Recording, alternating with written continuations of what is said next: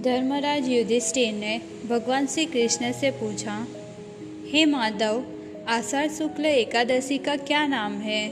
इस व्रत की विधि तथा महात्म्य मुझे विस्तार पूर्वक बताइए। भगवान श्री कृष्ण ने कहा, हे राजन, आषाढ़ माह के शुक्ल पक्ष एकादशी को देवशयनी एकादशी कहते हैं। जिस कथा को ब्रह्मा जी ने नारद जी से कहा था, वही मैं तुमसे कहता हूँ। सतयुग में मांधाता नामक एक चक्रवर्ती सम्राट राज्य करते थे। उनके राज्य में प्रजा बहुत सुखी थी, किंतु भविष्य में क्या हो जाए यह कोई नहीं जानता।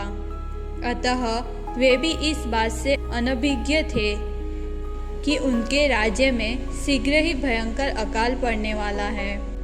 उनके राज्य में पूरे 3 वर्ष तक वर्षा न होने के कारण भयंकर अकाल पड़ा। इस अकाल से चारों ओर त्राही त्राही मच गई। धर्म पक्ष के यज्ञ, हवन, पिंडदान, कथा, व्रत आदि में कमी हो गई। जब मुसीबत पड़ी हो तो धार्मिक कार्यों में प्राणी की रुचि कहाँ रह जाती है।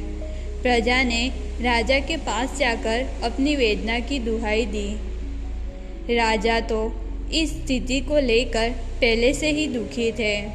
वे सोचने लगे कि आखिर मैंने ऐसा कौन सा पाप कर्म किया है जिसका दंड मुझे इस रूप में मिल रहा है। फिर इस समस्या के निवारण हेतु राजा अपनी सेना के साथ जंगल की ओर चल दिए। जंगल में विचरण करते हुए एक दिन वे ब्रह्मा जी के पुत्र अंगिरा ऋषि के आश्रम में पहुँचे और उन्हें साष्टांग प्रणाम किया। ऋषिवर ने आशीर्वचन उपरांत कुशल से पूछा। फिर जंगल में विचरने का कारण पूछने पर राजा ने हाथ जोड़कर कहा, हे महात्मन, सभी प्रकार से धर्म का पालन करता हुआ भी मैं अपने राज्य में दुर्भिक्ष का दृश्य देख रहा हूँ। आखिर किस कारण से ऐसा हो रहा है? कृपया इसका समाधान करें। यह सुनकर महर्षि अंगिरा ने कहा, हे राजन, सब युगों से उत्तम यह सतयुग है। इसमें छोटे से पाप का भी बड़ा भयंकर दंड मिलता है। इसमें धर्म अपने चारों चरणों में व्याप्त रहता है। ब्राह्मण के अतिरिक्त किसी अन्य जाति को तप करने का अधिकार नहीं है, जबकि आपके राज्य में एक शूद्र तपस्या कर रहा है। यही कारण है कि आपके राज्य में वर्षा नहीं हो रही है। जब तक वह काल को प्राप्त नहीं होगा, तब तक यह दुर्भिक्ष शांत नहीं होगा। दुर्भिक्ष की शांति उसे मारने से ही संभव है। किंतु राजा का हृदय एक नरपराध शूद्र तपस्वी का समन करने को तैयार नहीं हुआ।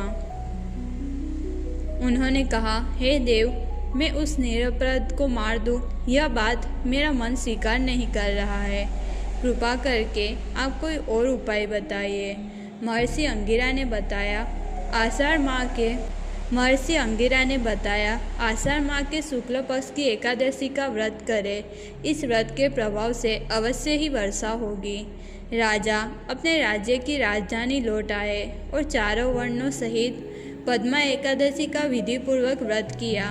व्रत के प्रभाव से उनके राज्य में मूसलधार वर्षा हुई और पूरा राज्य धन धान्य से परिपूर्ण हो गया। ब्रह्म वैवर्त पुराण में देवशयनी एकादशी के विशेष महात्म्य का वर्णन किया गया है। इस व्रत से प्राणी की समस्त मनोकामनाएं पूर्ण होती है।